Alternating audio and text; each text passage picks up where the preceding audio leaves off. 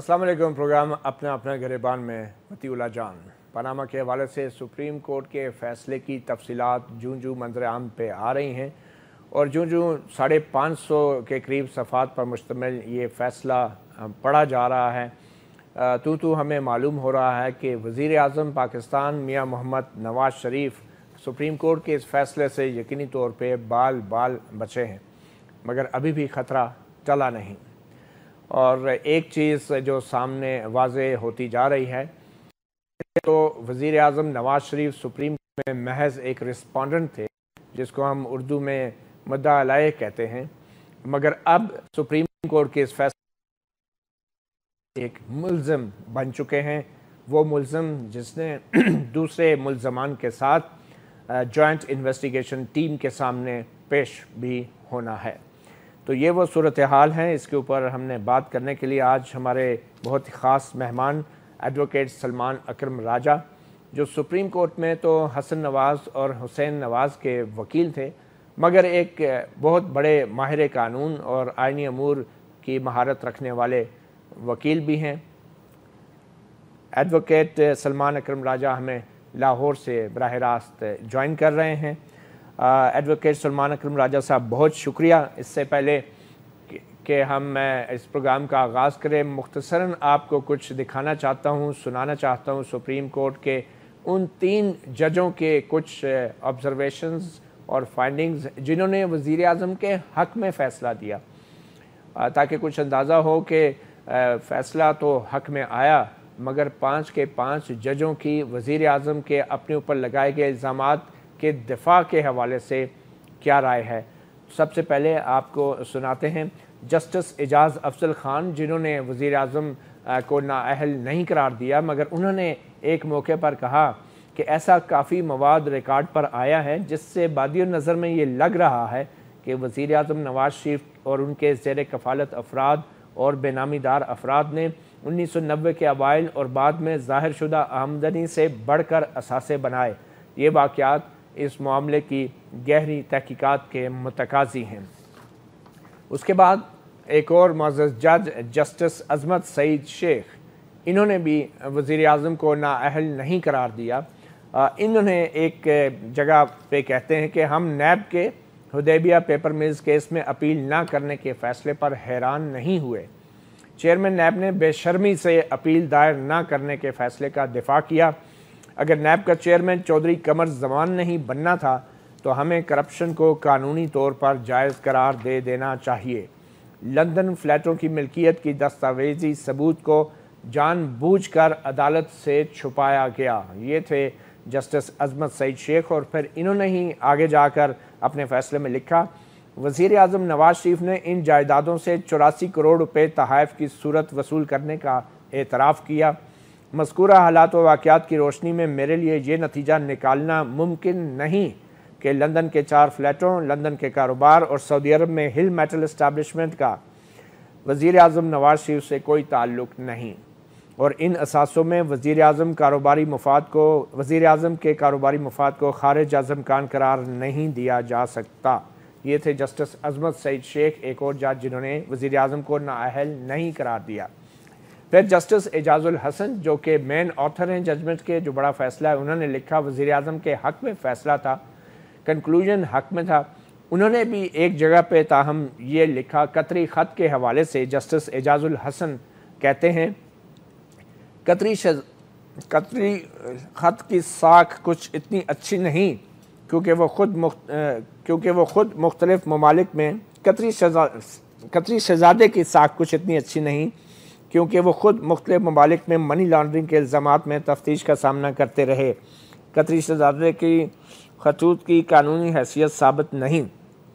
बज़ाहिर ये खतूत सुनी सुनाई हेरसे पर मबनी हैं और किसी काबिल एतबार मवाद से मुंसलिक नहीं। दस्तावेज़ात और शवाहिद तो दूर की बात।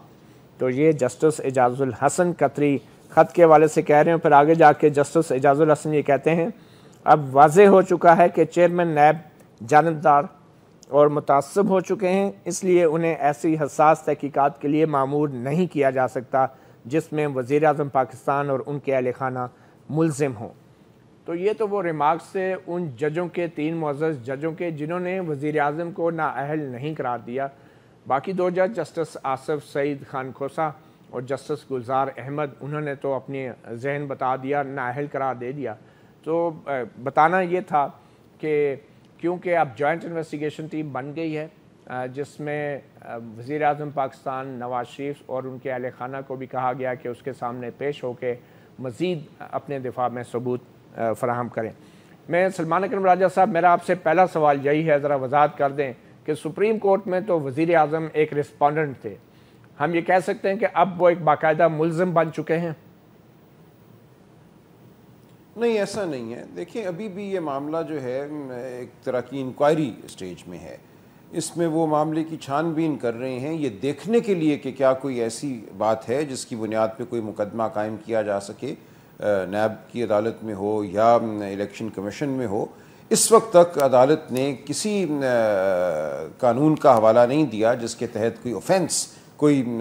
جرم بنتا ہو. اس وقت صرف ایک عمومی جائزہ لیا جا رہا ہے اس حوالے سے کہ کیا سچ ہے اور کیا سچ نہیں ہے. اس کے بعد یہ فیصلہ ہوگا کہ کیا کسی کو باقاعدہ ملزم قرار دے کے ایک باقاعدہ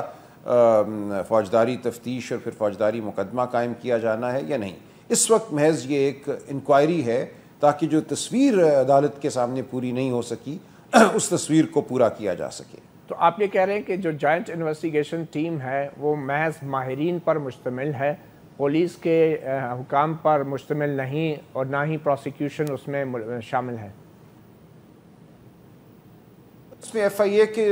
تو اہلکار ہوں گے ایک,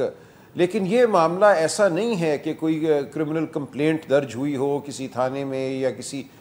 مجاز ایجنسی کے پاس اور اس کے بعد ایک تفتیش شروع کر دی گئی ہو. جیسے نیب میں کمپلینٹ جاتی ہے, نیب اس کو دیکھتی ہے, پھر انکوائری شروع کرتی ہے, انکوائری کے بعد مرحلہ انویسٹیگیشن کا ہوتا ہے اور پھر پروسیکیوشن. یہاں ایسی بات نہیں ہو رہی. یہاں سپریم کورٹ 184 میں اپنے اختیارات کو استعمال کرتے ہوئے ایک تحقیقاتی ایک انہوں نے ٹیم تشکیل دی ہے تاکہ یہ دیکھا جائے کہ کیا کوئی ایسا معاملہ ہے جس کے حوالے سے آگے کوئی فوجداری کارروائی کرنے کی ضرورت ہے یا الیکشن کمیشن میں کوئی کارروائی کرنے کی ضرورت ہے. تو اس جوائنٹ انویسٹیگیشن ٹیم کو وہ اختیارات حاصل نہیں ہوں گے جو کہ ایف آئی اے کی یا اینٹی ٹیررزم ایکٹ 1997 کی جوائنٹ انویسٹیگیشن ٹیم کو حاصل ہوتے ہیں, جس کا حوالہ جسٹس عظمت سعید شیخ نے اپنے فیصلے میں بھی دیا ہے کہ اس جوائنٹ انویسٹیگیشن ٹیم کی طرز پر ہم یہ ٹیم تجویز کر رہے ہیں جس میں آئی ایس آئی اور ایم آئی کے لوگ بھی ہوں گے. تو اختیارات وہی ہوں گے, زیادہ ہوں گے یا کم ہوں گے؟ اختیارات وہ ہو سکتے ہیں سپریم کورٹ کے حکم کی وجہ سے, لیکن یہ ظاہر ہے کہ یہ جو جے آئی ٹی بنائی گئی ہے یہ کسی مخصوص قانون کے تحت نہیں بنائی گئی, یہ اینٹی ٹیررزم ایکٹ کے تحت نہیں ہے یا کسی دوسرے قانون کے تحت نہیں ہے. سپریم کورٹ کو اختیار حاصل ہے کہ اس طرز کی ایک ٹیم تشکیل دے دے, اور انہوں نے یہ کر دیا ہے. اور جو بھی اس ٹیم کو دینے ہیں یہ آگے چل کر امپلیمنٹیشن بینچ جو ہے, جو ایک نیا بینچ تشکیل ہوگا, وہ زیادہ وضاحت سے یہ کہہ سکے گا کہ ان کے اختیارات کیا ہیں, ان کا طریقہ کار کیا ہوگا. جی اچھا, اب آپ نے امپلیمنٹیشن بینچ یعنی عمل درآمد بینچ کا ذکر کر ہی دیا, تو کیا اس عمل درآمد بینچ کے اندر جسٹس آصف سعید خان کھوسہ اور جسٹس گلزار احمد جنہوں نے وزیر اعظم کو پہلے ہی نااہل قرار دے دیا ہے وہ بھی شامل ہو سکتے ہیں یا دوسرے ججز بھی اس میں شامل ہوں گے؟ دیکھیں یہ تو ثوابدید چیف جسٹس صاحب کی ہوگی, وہ کس کو اس بینچ میں شامل کرتے ہیں, لیکن بطور بحث یہ ایک سوال اٹھایا جا سکتا ہے کہ کیا ان جج صاحبان کو جو نظر میں تو جے آئی ٹی اور مزید تحقیق اور تفتیش کی ضرورت ہی نہیں ہے. سلمان صاحب آپ ذرا اپنا جواب دہرا دیں, تھوڑا آواز میں ہمیں مشکل ہوئی, ذرا اپنا جواب دہرا دیں گے پلیز. جی تھا کہ 2 جج صاحبان تو چونکہ بالکل حتمی فیصلہ دے چکے ہیں, ان کو تو ضرورت محسوس نہیں ہوئی کسی مزید تفتیش اور تحقیق کی, لہٰذا ان کو اگر اس بینچ میں شامل کیا جاتا تفتیش تمام ایک جائز عمل ہے, غیر ضروری عمل ہے, تو شاید چیف جسٹس صاحب یہ مناسب سمجھے کہ اس بینچ میں امپلیمنٹیشن بینچ میں ان جج صاحبان کو بٹھائیں جو سمجھتے ہیں کہ مزید تحقیق کی ضرورت ہے, یا بالکل ہی اور جج ہوں جو ان 5 ججوں سے ہٹ کے ہوں. ان 5 جج صاحبان نے بھی یہ مناسب نہیں سمجھا کہ معاملے کو پینڈنگ رکھی, انہوں نے بھی معاملہ ختم کر دیا اپنی حد تک, اور اب معاملہ چیف جسٹس صاحب کی ثوابدید پہ چھوڑا ہے. یہ بالکل ممکن تھا کہ وہ معاملے کو پینڈنگ رکھتے اور ایک انٹرم آرڈر کے طور پہ ایک JIT تشکیل دے دیتے اور کہتے کہ معاملہ ہمارے پاس پھر واپس آئے گا، ان کی رپورٹ جو ہے ہمارے پاس ہی واپس آئے گی. یہ انہوں نے نہیں کیا اور غالباً یہ 5 ممبر بینچ یہی چاہتا ہے کہ چیف جسٹس آپ کوئی نیا بینچ تشکیل. ٹھیک ہے، نیا بینچ تشکیل دینا چاہیے، شاید یہی سفارش کی گئی ہے موجودہ بینچ کی طرف سے. سلمان اکرم راجہ صاحب، آپ جانتے ہیں کہ 2 ججوں نے تو وزیر اعظم کو نااہل قرار دے دیا، مگر 3 ججوں نے ابھی نااہل قرار نہیں دیا. اس کے باوجود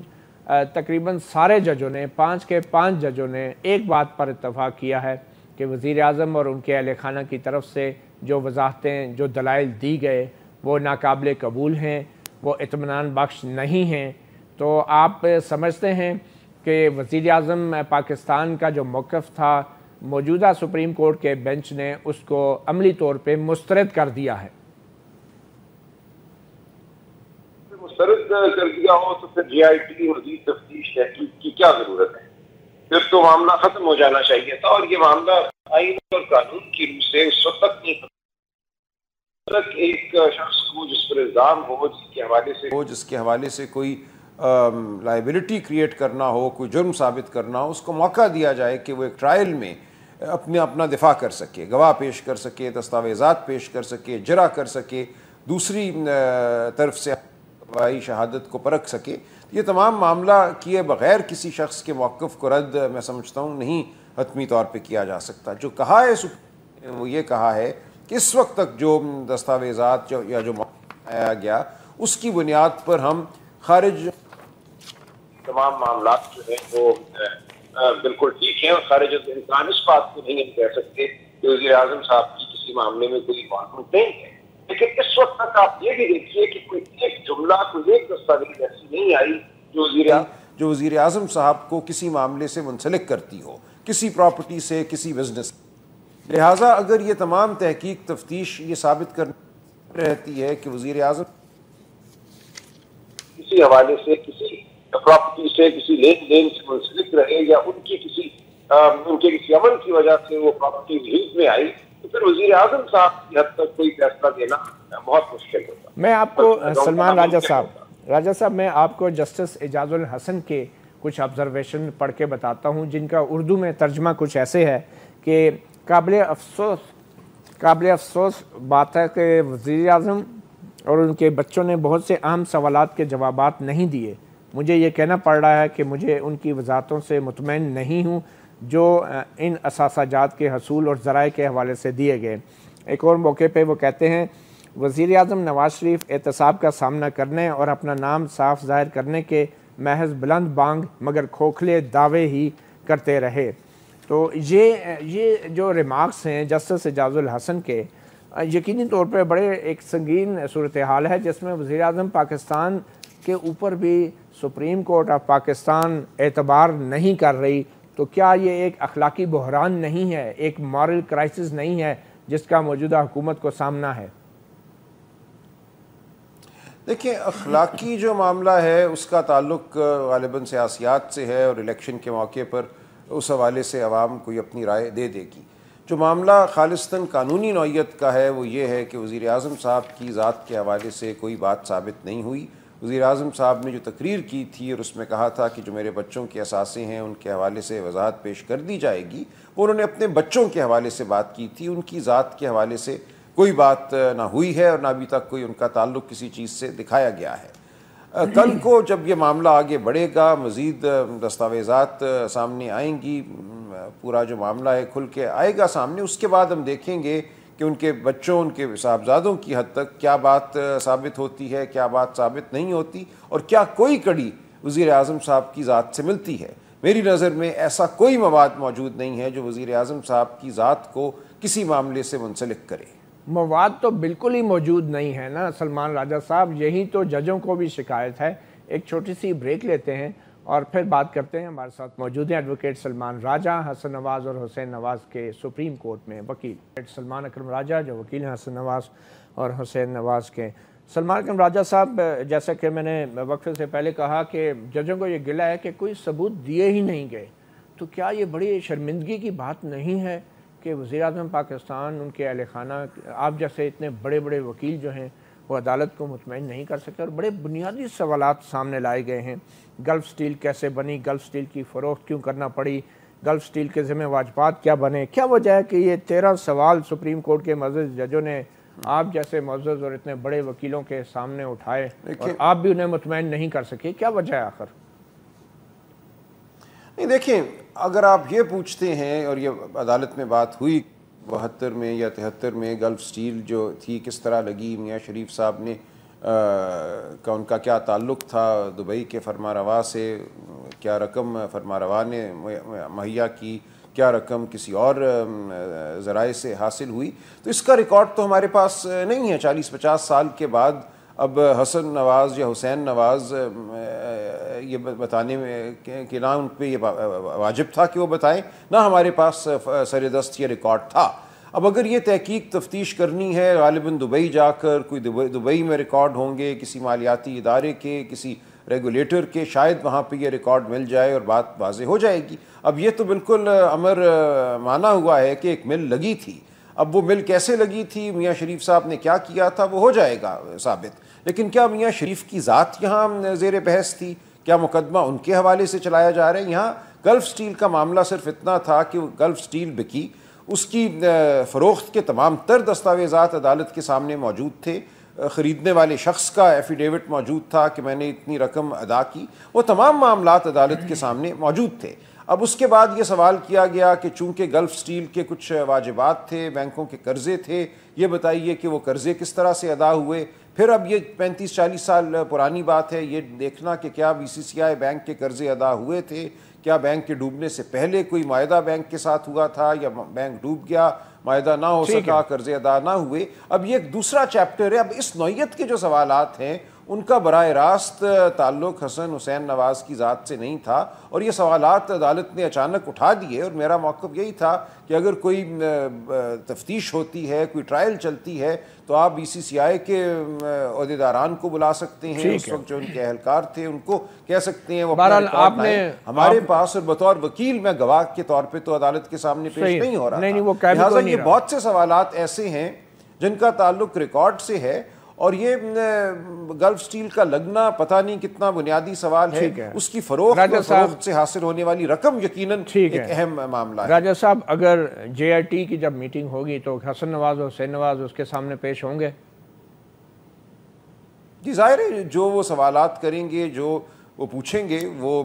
قانون کے مطابق وہ اس کا جواب دیں گے۔ نہیں، جواب دیں گے یا پیش بھی ہوں گے؟ آئیں گے پاکستان، پیش ہوں گے خود؟ دیکھیں، اس حوالے سے تو میں اس وقت نہیں کچھ کہہ سکتا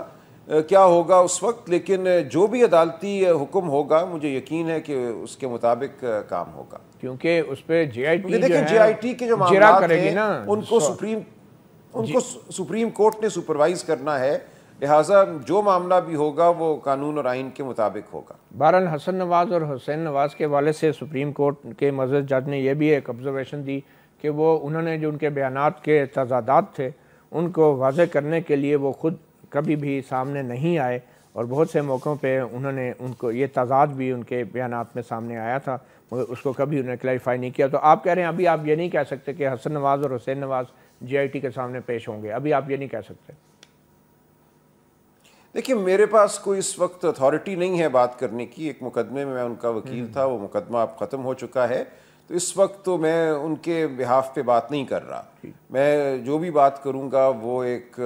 عام شہری یا ایک قانون کے طالب علم کی حیثیت سے کروں گا۔ اس وقت کیا ہوگا مجھے یہ یقین ہے کہ وہ قانون کے مطابق جو کچھ بھی کرنا ضروری ہوگا وہ کریں گے۔ اچھا، آپ یہ کہہ رہے ہیں کہ اب ان کو ایک اور کرمنل لائر کرنا پڑے گا، ہائر کرنا پڑے گا، کیونکہ آپ کی تو کانسٹیٹیوشنل سائٹ پہ ایکسپرٹیز ہے۔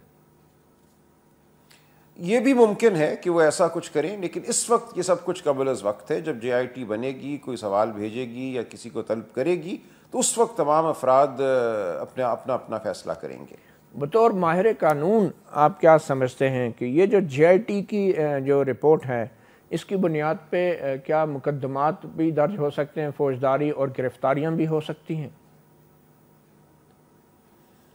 لیکن JIT کی رپورٹ تو ایک تفتیشی رپورٹ ہوگی، اس کے بعد معاملہ کسی ادارے کے پاس جائے گا، کیونکہ ظاہر ہے JIT کسی ادارے کے ماتحت کام نہیں کرے گی، وہ سپریم کورٹ کے امپلیمنٹیشن بینچ کے ماتحت کام کرے گی۔ پھر اگر یہ معاملہ نیب میں جاتا ہے یا الیکشن کمیشن میں جاتا ہے یا FIA میں جاتا ہے تو وہ قانون کے مطابق جو بھی کارروائی ہے وہ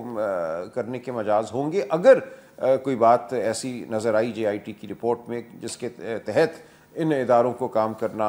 ضروری ہوا۔ ٹھیک، اگر کوئی ایسی ضرورت پیش آئی تو سپریم کورٹ جو ہے وہ مزید احکامات بھی دے سکتی ہے۔ اب کیونکہ اب آپ بظاہر تو حسن نواز حسین نواز کے وکیل نہیں رہے اور وہ کیس ختم ہو چکا ہے، بطور ماہر قانون آپ کیسے دیکھتے ہیں جو نیب کے چیئرمین کے حوالے سے جو بڑی سخت آبزرویشنز بھی آتی رہی ہیں، اور جیسے میں نے پہلے کہا کہ سارے ججز نے کہا کہ نیب کے چیئرمین جو ہیں وہ بائسڈ ہیں، متعصب ہیں، ان ولنگ ہیں، اور اس کے بعد جو خاص کر جسٹس اعجاز الحسن نے جو ریمارکس دیے ہیں نیب کے بطور ادارہ، ان کے جو ریمارکس ہیں میں آپ کو اگر بتا دوں پڑھ کے، ان کا یہ کہنا ہے کہ ہم پریشان اور مایوس ہیں کہ غیر جانبدار رہ کے غیر متعصبانہ انداز میں ریاست کے مفادات کا تحفظ اور قانون نافذ کرنے والے ریاستی اہلکار اپنی ذمہ داریاں نبھانے پر قائل نظر نہیں آتے۔ ہمیں اس میں کوئی شک نہیں کہ ایک باقاعدہ منصوبے کے تحت وہ تمام ادارے جن کی طرف سے ریاستی اثاثوں کا لوٹ مار کی مزاحمت کی جا سکتی تھی، ان اداروں پر قبضہ کر کے اپنے من پسند افراد کے ذریعے جو ہے انہیں ناکارہ یعنی انہیں نیوٹرلائز بنایا گیا ہے، جس کے لیے میرٹ اور ایمانداری اور باکردار ہونے کے معیار کی دھجیاں بکھیری گئی۔ ان آبزرویشنز کے بعد آپ سمجھتے ہیں کہ ان سارے اداروں کے جو سربراہان ہیں بشمول نیب چیئرمین کے، جن کو ایک جگہ پہ ایک جج صاحب نے بے شرم بھی کہا، ان کو استعفیٰ دینا چاہیے یا ان کے خلاف کوئی ریفرنس آنا چاہیے، بنتا ہے؟ دیکھیں یہ پھر بات جو ہے ایک آپ نے ایک جج صاحب کی آبزرویشن، ان کی رائے تو ایک نہیں، تین ججز، سپریم جوڈیشل کاؤنسل سارے ججز کی یہ رائے ہے نیب کے چیئرمین کے حوالے سے ثوابدید ہوتی ہے۔ سپریم جوڈیشل کاؤنسل کے ذریعے چیئرمین نیب کو ہٹایا جا سکتا ہے۔ سپریم جوڈیشل کاؤنسل موجود ہے، وہ اگر سمجھے گی ان تمام آبزرویشنز کی روشنی میں کہ چیئرمین نیب کو نوٹس دینا چاہیے، ان کو سپریم جوڈیشل کاؤنسل کے سامنے پیش ہونا چاہیے، تو وہ ایسا کر سکتے ہیں۔ اور یہ میرے لیے بھی ویسے چیئرمین نیب نے جو موقف اپنایا حیران کن تھا، لیکن کیوں انہوں نے اپنایا، ان کے سامنے کیا مکمل طور پہ مواد تھا وہ میں نہیں جانتا، لیکن انہوں نے ایک اپنے ادارے کی طرف سے کہ جو ہم نے اپیل نہیں کی تھی ایک مقدمے میں پہلے، وہ ہمارا درست فیصلہ تھا اور میں اس پر قائم ہوں۔ یعنی کہ انہوں نے یہ کہا کہ میں یہ نہیں مانتا کہ میرا پچھلا فیصلہ جو تھا وہ غلط تھا یا کسی تعصب کی بنیاد پہ کیا گیا فیصلہ تھا۔ تو یہ انہوں نے ایک موقف اپنایا۔ سپریم کورٹ کا اپنا ایک اس حوالے سے رد عمل ہے جو آپ نے پڑھ دیا۔ اب اگر سپریم جوڈیشل کاؤنسل کچھ کرنا چاہے گی تو وہ کر سکتی ہے۔ سلمان اکرم راجہ صاحب، بطور ایک وکیل آپ کیسے دیکھتے ہیں جسٹس آصف سعید کھوسہ کی جو ججمنٹ ہے، بڑی مشہور ہے کیونکہ وہ اختلافی نوٹ ہے، ججمنٹ شاید ہم اسے پتہ نہیں کہہ بھی سکتے ہیں کہ نہیں، اختلافی نوٹ۔ اس کا آغاز انہوں نے ایک بڑے مشہور ناول ماریا پوزو کے ناول گاڈ فادر سے کیا، اور آغاز میں انہوں نے بڑا ایک ڈرامیٹک ایفیکٹ دیا۔ تو جسٹس آصف سعید کھوسہ کے اس لٹریری جو سٹائل ہے، اس کے حوالے سے آپ کچھ کہنا چاہیں گے؟ دیکھیں یہ جج صاحب کا ایک اپنا مخصوص انداز ہے ججمنٹ لکھنے کا، ہر معزز جج صاحب کا اپنا ایک انداز ہوتا ہے۔ اصل بات یہ نہیں ہے، یہ بات طرح سے آ جاتی ہیں عذرہ گفتگو یا تکلم آپ کہہ لیجئے، لیکن جو قانونی جس طرح سے انہوں نے پرکھا ہے وہ زیادہ میرے لیے دلچسپی کا باعث ہے۔ دلچسپی سے مراد کیا آپ ان کے جو ریمارکس ہیں، اب ظاہری بات ہے وہ ججمنٹ تو مائنورٹی ایک نوٹ ہے، تو کیا وہ ریمارکس جو پاکستان کے عدالتی فیصلوں کی تاریخ کا حصہ بن چکے ہیں، تو کیا ان ریمارکس کے اوپر کوئی آپ لوگوں کا قانونی حق ہوتا ہے کسی فریق کا کہ ان ریمارکس کے اوپر بھی کوئی چیلنج کر سکیں یا بات کر سکیں یا تحفظات کا اظہار کر سکیں؟ دیکھیں چونکہ وہ عدالتی فیصلہ نہیں ہے، عام طور پہ ریویو جو ہے وہ عدالتی فیصلے کے حوالے سے کیا جاتا ہے، لیکن اگر کوئی ایسی بات آ جائے جس کو ایکسپنج کرنا ضروری ہو، کسی کی ذات کے حوالے سے کوئی ایسی بات ہو جس کو وہ سمجھے کہ کسی غلط فہمی کی بنیاد پر مبنی ہے، تو یہ کہا جا سکتا ہے کہ کسی معاملے کو، کسی ریمارک کو حذف کیا جائے، لیکن میں نہیں سمجھتا یہاں ایسی انہوں نے ایک اپنی رائے دی ہے، اپنا ایک قانونی جو ان کا ایک ان کے مطابق ایک فیصلہ بنتا تھا وہ دیا ہے، لہٰذا یہ ہوتا ہے، اکثریتی فیصلے بھی آتے ہیں، اقلیتی فیصلے بھی آتے ہیں، وہ تمام ہماری کتابوں میں محفوظ ہو جاتے ہیں، لیکن فیصلہ بہرحال اکثریت کا ہوتا ہے۔ اچھا سلمان صاحب، اب جو آگے معاملات چلیں گے سیاسی طور پر، جس طریقے سے اب اپوزیشن بھی سڑکوں پہ آ رہی ہے اور جس قسم کے ریمارکس سپریم کورٹ کے ان 5 معزز ججز صاحبان کے فیصلوں میں سامنے آئے ہیں، نتیجہ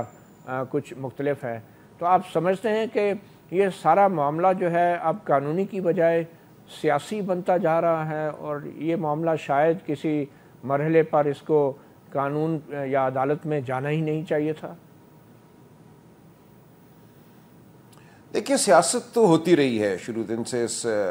معاملے کے ارد گرد،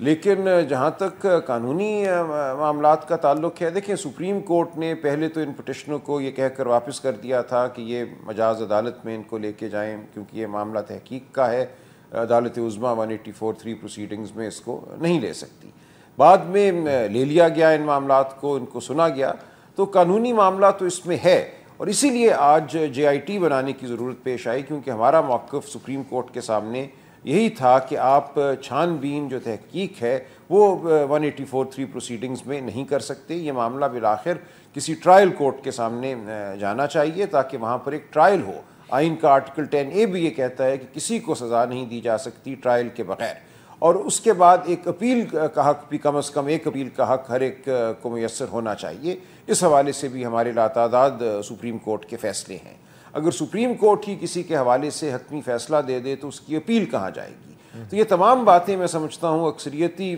جو ممبران تھے اس بینچ کے، ان کے سامنے تھیں۔ جی، رپورٹ کے بعد ہو سکتا ہے ریفرنس کسی اور عدالت بھیجے جو کہ ظاہر ایک ماتحت عدالت ہوگی، تاکہ وہاں سے اپیل پھر ہائی کورٹ اور سپریم کورٹ میں آ سکے۔ ٹھیک ہے، مگر جب فیصلہ اگر آتا ہے تو یقینی طور پہ اس کے سیاسی اثرات ہوں گے، ملک کی سیاسی تاریخ میں ایک نئے باب کا اضافہ بھی ہو سکتا ہے، تو پھر اس فیصلے کو آپ کے رائے میں کیسے دیکھا جائے گا؟ یہاں تک تو فیصلہ خالصتاً قانون پر مبنی ہے، تو میں سمجھتا ہوں فیصلے کو احترام کی نگاہ سے دیکھا جائے گا، اور قانون کے مطابق فیصلے کبھی بھی میں سمجھتا ہوں متنازع نہیں ہوتے۔ لیکن اگر کسی نے یہ تصور کیا کہ کوئی بات یا کوئی ریمارک یا کوئی آبزرویشنز قانون سے ہٹ کے ہیں، تو پھر معاملہ بحث طلب ہو جائے گا، اور سیاسی میدان میں دونوں فریق اپنا اپنا موقف اپنائیں گے۔ ہماری تاریخ میں بہت سے فیصلے ہیں جن کو ایک سیاسی ایک فٹ بال کا درجہ حاصل رہا ہے، تو امید کی جانی چاہیے کہ یہاں پہ ایسا کچھ نہیں ہوگا۔ یہ فیصلہ خالصتاً ایک قانون کی نگاہ سے اس کو دیکھا جائے گا، سمجھا جائے گا، اور آئندہ بھی جو کوئی کارروائی ہوگی وہ خالصتاً قانونی نوعیت کی ہوگی۔ راجہ صاحب، ایک طرف تو قانونی جنگ ہے آئین اور قانون کی بالادستی کے لیے، دوسری طرف سیاسی جنگ ہے سیاسی جماعتوں کے درمیان اقتدار کے لیے، جو ایک جمہوری عمل ہے، مگر ایک تیسری جنگ جو ہمارے ملک میں چلتی ہے اور آپ بھی اس کو اچھی طرح جانتے ہیں، وہ ہے سول اور ملٹری کے درمیان جو اختیارات اور اقتدار کی کشمکش کی۔ تو ایسی صورتحال میں جو جوائنٹ انویسٹیگیشن ٹیم کے اندر سپریم کورٹ نے براہ راست ملٹری انٹیلیجنس اور ISI کے نمائندوں کو بٹھایا ہے، تو آپ سمجھتے ہیں کہ یہ قانونی، سیاسی اور جمہوری تقاضوں کو پورا کرتا ہے؟ دیکھیں، جو ISI یا MI کے اہلکار ہیں وہ بھی بالآخر ریاست پاکستان ہی کے اہلکار ہیں، اور سپریم کورٹ اگر یہ سمجھتی ہے کہ اس نوعیت کی تحقیق کے لیے، چونکہ وزیر اعظم صاحب کی ذات اس میں شامل ہے، ہمیں ایک ایسی ٹیم دینی چاہیے تشکیل جو زیادہ مؤثر ثابت ہو اور جو براہ راست سویلین اداروں کے ماتحت نہ ہو، تو بات سمجھ میں آتی ہے۔ اگرچہ دوسرے نقطۂ نظر سے دیکھا جائے، اور اس نقطۂ نظر سے اس ٹیم کو دیکھا جا رہا ہے، اور بہت تنقید اور گفتگو اس حوالے سے ہو رہی ہے کہ سویلین اداروں کو اور سویلین شخصیات کو MI اور ISI کے تابع نہیں کرنا چاہیے، تو یہ ایک نقطۂ نظر بھی موجود ہے۔ سپریم کورٹ نے بظاہر یہ سمجھا کہ اس صورتحال میں جہاں نیب جیسا ادارہ ان کی نظر میں ناکارہ ہو چکا ہے، ان کو مدد اداروں کی جا سکتی ہو کہ غیر جانبداری سے کام ہوگا۔ تو آپ کے خیال میں سپریم کورٹ نے اپنی دانش میں یہ سمجھا کہ جو فوج کے اہلکار ہیں یا ISI یا MI کے وہ وزیر اعظم کے زیر اثر نہیں ہوتے، کیا یہ آئینی اور قانونی ایک انڈرسٹینڈنگ ہے، یا یہ پھر جو سیاسی صورتحال ہے اس کی بنیاد پہ سپریم کورٹ نے یہ ضروری سمجھا کہ ISI اور MI کے اہلکاروں کو اس میں شامل کیا جائے؟ کیونکہ بظاہر تو وہ بھی سب متحد ہیں قانون کے تحت، آئین کے تحت، فوجی اہلکار بھی وزیر اعظم پاکستان اور وفاقی حکومت کے ماتحت ہیں، تو کیا سمجھا؟ در حقیقت وہ اس طرح ماتحت نہیں ہوتے جیسے کہ قانونی طور پہ ان کو ماتحت ہونا چاہیے۔ تو جو ایک زمینی حقیقت ہے اس کو سامنے رکھتے ہوئے جے آئی کو زیادہ مؤثر بنانے کے لیے ISI اور MI کے ارکان کو شامل کیا ہے۔ راجہ صاحب، کیا یہ پہلی بار ہے کہ سپریم کورٹ نے اپنی تاریخ میں ایک سٹنگ پرائم منسٹر کے خلاف تحقیقات کے لیے ایسی جوائنٹ انویسٹیگیشن ٹیم تشکیل دے دی ہے؟ بظاہر ایسا ہی لگتا ہے، میرے ذہن میں نہیں ہے اور کوئی معاملہ جہاں کسی وزیر اعظم کے حوالے سے اس طرح ٹیم تشکیل دی گئی ہو، یہ غالباً اپنی نوعیت کا پہلا واقعہ ہے۔ راجہ صاحب، جو اصغر خان کیس تھا اس کے اندر کچھ فوجی افسران نے بشمول سابق فوج کے سربراہ جنرل اسلم بیگ اور ISI کے سابق سربراہ لیفٹیننٹ جنرل اسد درانی نے حلفیہ بیانات کے ذریعے یہ اقرار کیا تھا کہ انہوں نے 1990 کے انتخابات میں جو ہے وہ پیسے تقسیم کیے سیاستدانوں میں اور IJI بنائی۔ اس کیس میں بھی سپریم کورٹ نے ایسی جوائنٹ انویسٹیگیشن ٹیم تشکیل نہیں دی تھی، تو آپ سمجھتے ہیں کہ اس ایسے معاملات میں پھر سپریم کورٹ کو امتیاز نہیں برتنا چاہیے ایسے معاملات میں؟ اس کا جواب میں آپ سے لوں گا مگر ایک چھوٹی سی بریک کے بعد، جس میں اب وزیر اعظم نواز شریف کو اور ان کے اہل خانہ کو ایک جوائنٹ انویسٹیگیشن ٹیم کے سامنے پیش ہو کے الزامات کا جواب دینا ہوگا جو کہ سپریم کورٹ کے حکم کے تحت یہ JIT تشکیل دی گئی ہے۔ ہمارے ساتھ موجود ہیں لاہور سے براہ راست ایڈوکیٹ سلمان اکرم راجہ صاحب۔ سلمان راجہ صاحب، وقفے سے پہلے جیسے میں نے آپ سے کہا کہ اصغر خان کیس میں ISI کی طرف سے 1990 میں جو فنڈز کی تقسیم کا معاملہ تھا جس میں سپریم کورٹ نے فیصلہ بھی سنا دیا، FIA کو مزید کارروائی کے لیے بھی کہہ دیا، تو آپ سمجھتے ہیں اس کیس میں بھی سپریم کورٹ اتنی ہی دلچسپی دکھا سکتی تھی باوجود اس کے کہ اس میں ایڈمیٹڈ فیکٹس تھے، اعترافات تھے اور حلفیہ بیانات تھے جس میں اقرار بھی کیا گیا تھا کہ یہ سب کچھ ہوا؟ دیکھیں، ہر یہ بینچ کی اپنی ثوابدید ہوتی ہے۔ آپ ٹھیک کہہ رہے ہیں، وہ چاہتے تو وہاں بھی ایک امپلیمنٹیشن بینچ کی درخواست کر سکتے تھے کہ اس فیصلے پہ امپلیمنٹیشن کے لیے یہ اقدامات لیے جائیں، لیکن وہاں ایسا کرنا مناسب نہیں سمجھا۔ تو یہی میں کہوں گا کہ یہ عدالت کی اپنی ثوابدید ہے، انہوں نے کو اس طرح اہم نہیں سمجھا غالباً جیسا کہ اس معاملے کو سمجھا جا رہا ہے، اور وقت بدل جاتا ہے، حالات مختلف ہوتے ہیں، جج صاحبان کی سوچ مختلف ہوتی ہے، یہ تمام باتیں ہوتی ہیں۔ جو کچھ بات سامنے آئی تھی اس پر پھر عمل درآمد نہیں ہو سکا اور اس حوالے سے امپلیمنٹیشن کی کوئی کوشش نہیں کی گئی۔ یہ امپلیمنٹیشن یقینی طور پہ اس میں موجودہ وزیر اعظم نواز شریف کا بھی نام آ رہا تھا۔ اب سلمان صاحب، میں آخر میں یہ بھی اب جاننا چاہوں گا کہ جو جوائنٹ انویسٹیگیشن ٹیم ہے اس کے سامنے کیا مریم نواز بھی پیش ہوں گی؟ کیونکہ یہ بھی خبریں ہیں کہ مریم نواز کو کلین چٹ دے دی گئی ہے، تو اس حوالے سے آپ کی کیا انڈرسٹینڈنگ ہے؟ دیکھیں، یہ تو پھر سپریم کورٹ ٹیم فیصلہ کرے گی کہ کس سے وہ سوال جواب کرنا چاہتے ہیں، لیکن بظاہر ان فیصلوں میں، اکثریتی فیصلوں میں بالخصوص مریم بی بی کے حوالے سے میں سمجھتا ہوں اطمینان کا اظہار کیا گیا ہے کہ ان کا کسی معاملے سے کوئی تعلق نہیں ہے، جو باتیں ان کی ذات کے حوالے سے کی گئی تھیں وہ بے بنیاد پائی گئی ہیں، اور میں نہیں سمجھتا کہ اب مریم بی بی کے حوالے سے کوئی مزید کارروائی کرنے کی ضرورت ہے یا کارروائی ہوگی۔ اچھا، اس کے علاوہ جو مدعا لائے نمبر 10 تھے اسحاق ڈار صاحب جو موجودہ وزیر خزانہ ہیں، ان کا بھی ایک اعتراف کا اقرار اقبالی بیان جو تھا نیب کے کیس میں منی لانڈرنگ کے حوالے سے، تو اس ججمنٹ کے بعد اس بیان کی اب کوئی قانونی اہمیت ہے اور آپ سمجھتے ہیں کہ وہ بھی جوائنٹ انویسٹیگیشن ٹیم کے سامنے ان کو بھی پیش ہونا پڑے گا؟ نہیں، جو آرڈر آف دا کورٹ ہے آخر میں جو 3 صفحات ہیں جن کو 5 جج صاحبان نے جس پہ دستخط کیے ہیں، اس میں ایسا کچھ نہیں ہے، اور وہ جو معاملہ ہے وہ اس وقت ہائی کورٹ کے ایک آرڈر کے تحت قوش ہو چکا ہے، انویسٹیگیشن بھی ختم ہو چکی ہے۔ جب تک کہ وہ معاملہ کسی طریقے سے دوبارہ زندہ نہیں ہوتا، سپریم کورٹ میں کوئی کارروائی ہو، اس وقت وہ معاملہ جو ہے وہ ختم ہو چکا ہے۔ اس فیصلے کی وجہ سے براہ راست اس معاملے کو زندہ نہیں کیا گیا،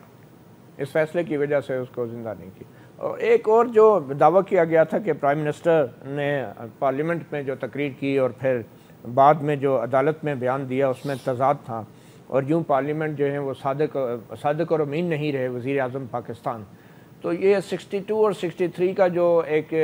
معاملہ تھا کہ وزیر اعظم غلط بیانی کر کے نااہل ہو چکے ہیں، وہ صادق اور امین نہیں رہے، اس حوالے سے آپ سمجھتے ہیں کہ جو معاملہ ہے وہ اب ختم ہو چکا اور سیٹل ہو چکا ہے سپریم کورٹ کے اس فیصلے کے بعد؟ یہ بظاہر یہی لگتا ہے کہ وہ معاملہ بھی ختم ہو گیا،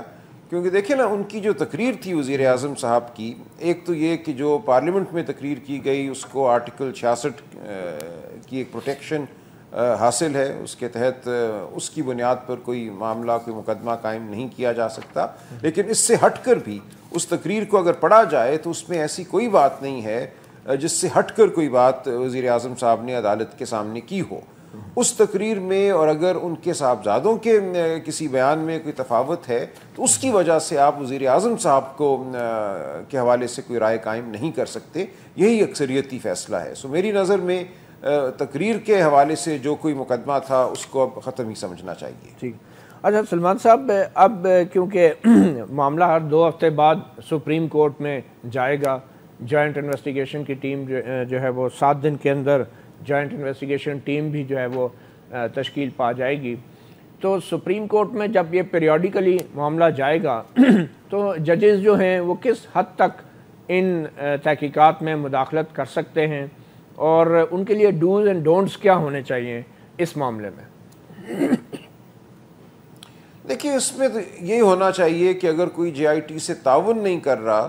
تو سپریم کورٹ اس بات کو یقینی بنائے کہ وہ تعاون جے آئی ٹی کو حاصل ہو۔ اگر کوئی حکم دینے کی ضرورت ہے کسی شخص کو یا کسی ادارے کو تو وہ ایسا حکم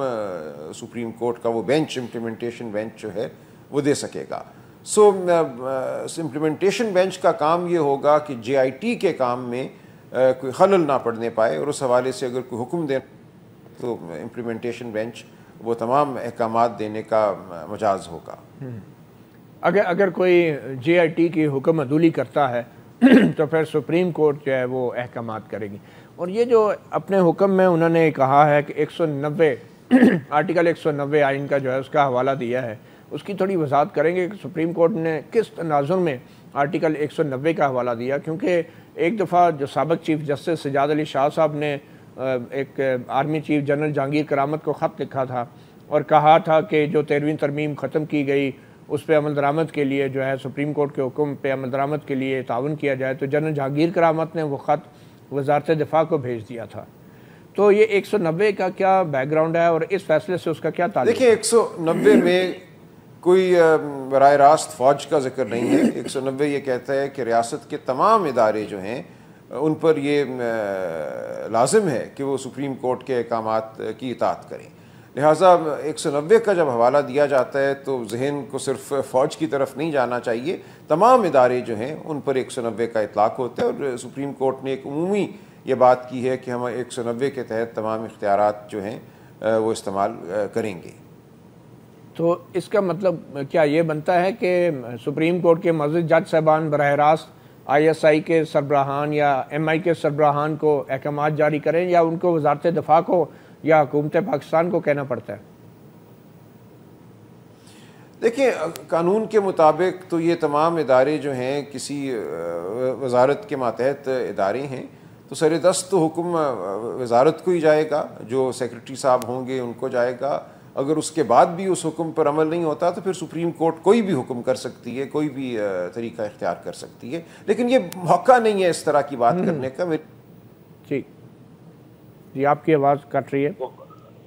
اس بات کا کوئی امکان نہیں ہے کہ سپریم کورٹ کے کسی حکم کو نہ مانا جائے، اور سپریم کورٹ کو کوئی غیر معمولی نوعیت کا حکم کسی اور ادارے کو بشمول فوج دینا پڑے، یہ ایک خام خواہ کا ایک اندیشہ ہے جو ہم اپنے ذہنوں میں رکھتے ہیں۔ اس کا موقع ہماری تاریخ میں بہت ہی کم آیا ہے۔ اچھا سلمان صاحب، یہ جو آبزرویشن دوسرے اداروں کے بارے میں آئی ہیں، ایف بی آر کے حوالے سے آبزرویشن آئی ہیں، ایف آئی اے کے حوالے سے جو آبزرویشن آئی ہیں، تو کیا ان اداروں اور کے حوالے سے جو وفاقی حکومت کے جو ماتحت ادارے ہیں، کیا ان آبزرویشن کے بعد وزیر اعظم اس پوزیشن میں ہیں کہ ان اداروں میں جو ہیں زیادہ بہتر لوگوں کو لائیں اور اصلاحات شروع کر سکیں ایک ایسے معاملے کے بعد جس میں وہ خود بھی ایک فریق ہے؟ دیکھیں، ان اداروں کی اصلاح بالکل آج بھی شروع ہو سکتی ہے، لیکن یہ تو ایک مسلسل عمل ہے، آئندہ بھی یہ چلتا رہے گا۔ یہ کہنا کہ آج کوئی ادارہ ٹھیک کام نہیں کر رہا، ظاہر ہے اس سے یہی کرنا چاہیے کہ اس کی فوری تصحیح کی جائے، لیکن زیادہ ضروری ہوتا ہے کہ آپ اس کی ساخت کو ایسا بنائیں، ٹھیک کریں کہ آئندہ چل کر بھی وہ کسی کے زیر اثر نہ آئے۔ تو وزیر اعظم ایسا کر سکتے ہیں؟ ظاہر ہے کر سکتے ہیں۔ اب آخر میں یہ بتائیں کہ کیا سپریم کورٹ کو پہلے دن ہی جے آئی ٹی نہیں بنا دینی چاہیے تھی؟ قوم کا، اس ملک کا وقت اور پیسہ ضائع نہیں ہوا؟ دیکھیں، میں نے جو عدالت کے سامنے بات کی تھی، یہ کہا تھا کہ اس مقدمے کے 3 پہلو ہیں۔ ایک پہلو تھا وزیر اعظم کی تقاریر کے حوالے سے، دوسرا پہلو تھا جو اعتراف شدہ دستاویز جیسے کہ انکم ٹیکس ریٹرنز ہیں، نامینیشن پیپرز ہیں، اور تیسرا معاملہ تھا واقعاتی نوعیت کا کہ گلف سٹیل کا کیا ہوا، قطری شہزادے کا کیا رول ہے، وہ ایک بالکل تیسری بات تھی۔ لہٰذا اگر پہلی 2 جو سطحیں ہیں اس مقدمے کی، ان کے حوالے سے کوئی فیصلہ آ سکتا تو تیسری سطح پہ جانے کی ضرورت کمیشن پہلے بننا چاہیے، اس لیے لازم تھا کہ دیکھیں سپریم کورٹ یہ دیکھنا چاہتا تھا اور دیکھا کہ کیا پہلی جو 2 سطحیں ہیں اس مقدمے کی، تقاریر کی بنیاد پہ اور اعتراف شدہ دستاویزات کی بنیاد پہ، کیا اس بنیاد پہ کوئی فیصلہ دیا جا سکتا ہے۔ بظاہر ایسا نظر آ رہا ہے کہ اکثریتی جج صاحبان نے یہ سمجھا ہے کہ ان دستاویزات کی بنیاد پر جو اعتراف شدہ ہیں اور تقاریر کی بنیاد پر کوئی فیصلہ نہیں دیا جا سکتا، اس لیے وہ بات کو واقعاتی جو معاملات ہیں ان تک لے کر گئے ہیں اور اس حوالے سے جے آئی ٹی بنائی ہے۔ مگر آپ کے خیال میں فیصلہ دیا جا سکتا تھا اور وزیر اعظم کو بری کیا جا سکتا تھا؟ دیکھیں وہ تو ہو گیا نا، ان 2 حوالوں سے تو سپریم کورٹ نے وزیر اعظم کے خلاف کوئی فیصلہ نہیں دیا اکثریتی بینچ نے، اسی لیے ضرورت پیش آئی ہے کہ اب اس تیسرے درجے پہ بھی جا کے معاملات کو دیکھا جائے۔ چلیں جی، اب تیسرے درجے پہ ہمارے ملک کے آئینی، قانونی اور سیاسی معاملات پہنچ گئے ہیں، اور وہ وقت دور نہیں کہ جب ہم اس کیس میں مزید پیش رفت بھی دیکھیں گے۔ اپنا گریبان سے اتنا ہی، مطیع اللہ جان کو اجازت دیجیے، اللہ حافظ۔